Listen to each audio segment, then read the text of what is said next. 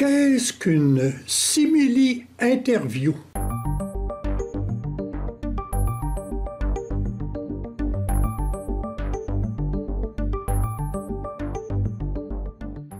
Il y a quelques années, j'ai préparé une visite de Pinède où le visiteur recevait des messages audio variables selon qu'il marchait à un endroit ou l'autre.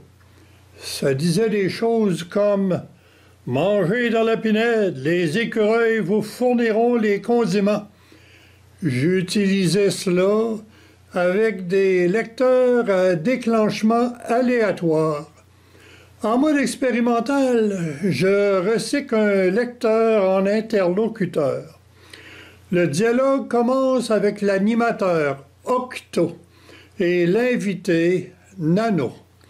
L'invité est minuscule, il se cache dans un haut-parleur.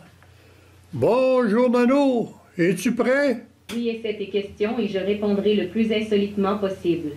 On va fouiller dans tes convictions profondes. Crois-tu cela que dans chaque humain, il y a de caché un homonculus, des petits hommes homoncules, plus intelligents que les vrais? Un homoncule, en latin homuncule, est une version miniature, souvent caricaturale, d'un être humain que certains alchimistes cherchaient à créer. Et de là à croire que chaque personne possédait une multitude d'homoncules. On pense à Paracelse.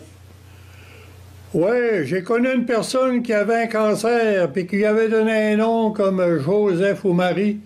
Est-ce que ça va dans ce sens-là? Absolument. On dit dans le langage courant qu'il faut se parler.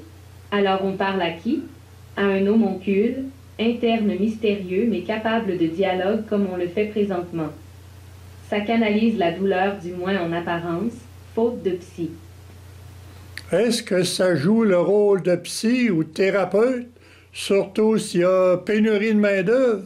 Oui, et c'est moins dispendieux et toujours disponible. Pour les effets, il faut passer par des étapes de transition.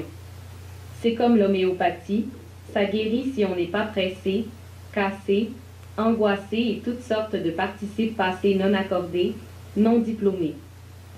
Est-ce qu'il se peut que certains pédagogues utilisent des homoncules, des analogies vivantes, des comparaisons puis des choses comme ça? Oui, j'ai dans mes notes mentales le souvenir d'un cours donné par un certain PEM qui donnait un cours appelé visualisation et qui faisait appel à des homoncules anonymes présents à l'intérieur des personnes comme de bonnes bactéries évoluées.